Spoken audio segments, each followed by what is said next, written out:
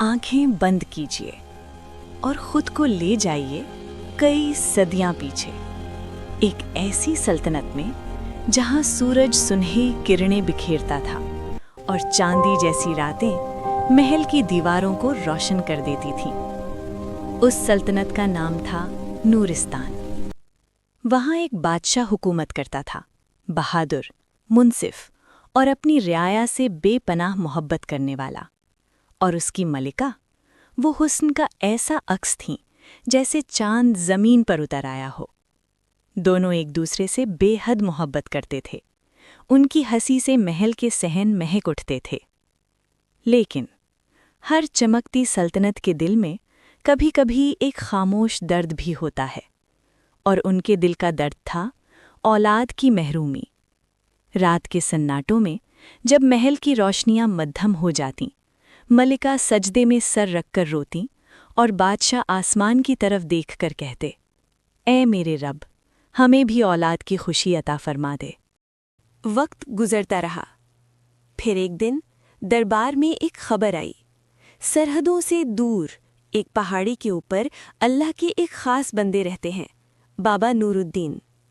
कहा जाता था उनकी दुआ कभी खाली नहीं जाती। बादशाह ने सफ़र का फैसला किया। घने जंगल, ऊंचे पहाड़, पथरीले रास्ते और आखिरकार एक सादा सी झोंपड़ी। वहां एक नूरानी चेहरे वाले बुजुर्ग इबादत में मसरूफ थे। बादशाह ने सर झुकाकर अपनी ख्वाहिश बयान की। बुजुर्ग ने आंखें बंद की, लंबी दुआ की, फिर अपनी झोली से एक नन्हा सा चमकता हुआ बीज निकाला। इसे मलिका को खिला देना, अल्लाह चाहेगा तो तुम्हारे घर रोशनी उतरेगी, मगर याद रखना ये बच्ची आम नहीं होगी। और फिर वो दिन आया। महल में एक नन्ही सी आवाज़ गूंजी। वो बच्ची चांदी जैसी रंगत, सोने जैसे बाल और सब ज़मुर्द जैसी आंखें लिए दुनिया में आई। उसका नाम रखा गया ज़मुर्दीन। जैसे जैसे वो बड़ी हुई, उसकी खूबसूरती की मिसाल दी जाने लगी, मगर उसकी असल ताकत उसका दिल था, नर्म, सच्चा और बेखौफ। जब वो जवान हुई, उसने अपने वालिद से कहा, अब्बा हुजूर, मैं दुनिया देखना चाहती हूँ। और यूं एक और सफ़र शुरू हुआ। रास्ते में एक जंगल था, ऐसा जंगल जहाँ हवा सरगोशियाँ करती थी और दरख्त राज छुपाए खड़े रहते थे। जैसे ही शहजादी अंदर दाखिल हुई, अचानक घना कहर छा गया। रास्ते गायब, सिपाही बेचैन, और फिर रोशनी की 3 किरणें जमीन पर उतरीं। 3 परियां नमीदार हुईं। ज़मरदीन, उन्होंने नरमी से कहा, तुम्हारी आजमाइश का वक्त आ गया है। इसी लम्हे एक स्याह साया फैला। एक जादूगरनी हसद से भरी हुई। उसने मंतर पढ़ा और कांटों की बेल शहजादी के गिर्द लिपट गई। खामोशी, सांसें थम गईं।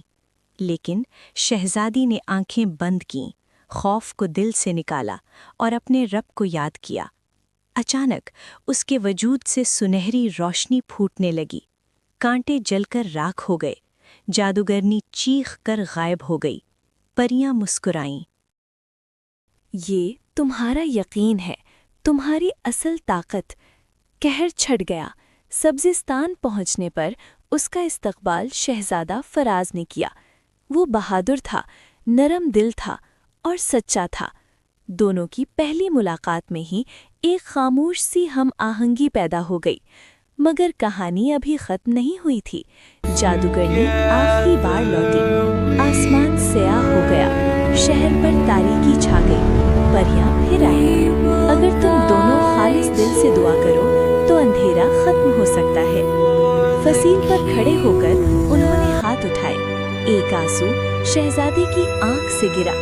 जमीन पर पड़ते ही वो नूर में बदल गया। वो नूर पूरे शहर में फैल गया। और फिर तारीकी खत्म, जादू टूट गया। लोग खुशी से झूम उठे और यूं 2 सल्तनतों का रिश्ता मोहब्बत में बंध गया।